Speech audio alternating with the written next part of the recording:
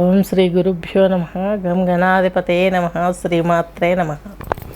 ఈరోజు మనం 2026 జూన్ మాసపక్ష ఫలితాలు తీసుకుంటున్నాము.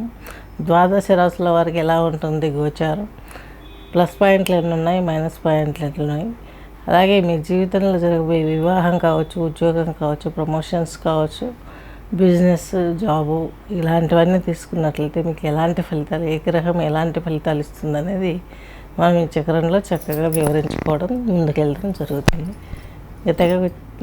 ఇంకా మరలా చెప్పుకొచ్చేది ఏంటంటే, ద్వాదశ రాశుల వారు ఒకటి గమనించాలి. మన సంస్థలో యోగా, ఆస్ట్రాలజీ, ప్రిడిక్షన్స్తో పాటు నేర్పించడం కూడా జరుగుతుంది. మ్యూజిక్ థెరపీ కూడా ఇవ్వడం జరుగుతుంది.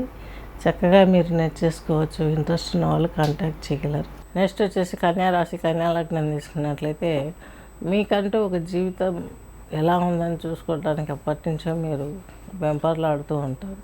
ఎందుకంటే మీ జీవన యానం అలా ఉంది. కొంచెం కంటి సమస్యలు, కొంచెం ఫైనాన్షియల్ ట్రబుల్స్, ఇలాంటి హెల్త్, హార్మోన్ ఇన్బ్యాలెన్సింగ్, ఇలాంటివన్నీ జరుగుతూ ఉంటాయి. కాబట్టి అయోమయ స్థితిలో ఉంటారు. ఏది ఎలా ముందుకు వేయాలో తెలియదు. పిల్లల పనులు, పూర్తి చేయాల్సిన ఎడ్యుకేషన్, మ్యారేజ్, ఇవి కూడా పెండింగ్ పడిపోతూ ఉంటాయి. అమౌంట్ అన్నీ చేతిలో ఉంటాయి, కానీ వాళ్ళు ఒప్పుకోకపోవడమో, లేకుంటే మీకు నచ్చకపోవడమో, ఏదో విధంగా కారణం ఈ విధాలైనప్పటికీ కూడా ఫలితం మాత్రం ఈ విధమైనగా గోచరిస్తుంది.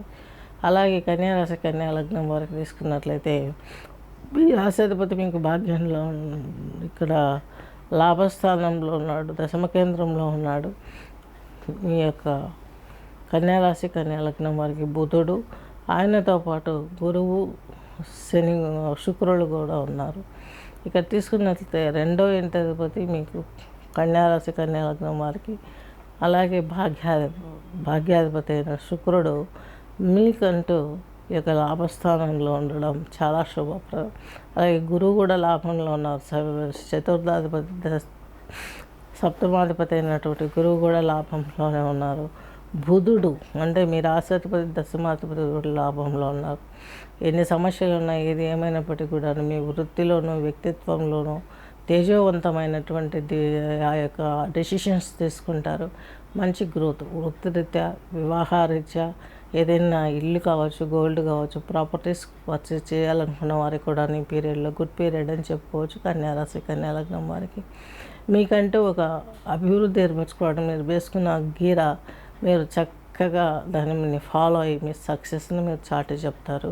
మీకున్నటువంటి అనుభవము, అలాగే ఆప్యాయత, అనురాగము, జీవిత భాగస్వామిగా మీరున్నప్పుడు పిల్లలు, భార్యాభర్తల మధ్య అన్యోన్యత, ఇవన్నీ సక్సెస్ రేటును పెంచుతాయని చెప్పుకోవచ్చు. అలాగే 6, 8, 12 అధిపతి అయినటువంటి యొక్క శని భగవంతుడు 6వ ఇంటి అధిపతుడు, 12వ ఇంటి అధిపతుడు అంటే రవి, అలాగే 8వ ఇంటి అధిపతి అంటే కుజుడు. వీళ్ళు కూడా కొంచెం మిమ్మల్ని మధ్య మధ్యలో ఇబ్బంది పెడతారు. కాబట్టి ఈ యొక్క విష్ణు సహస్రనామంతో పాటు సుబ్రహ్మణ్య ఆరాధన చేసుకోవడం కూడా ఎంతో శుభప్రదాన్ని గోచరిస్తుంది. స్వస్తి.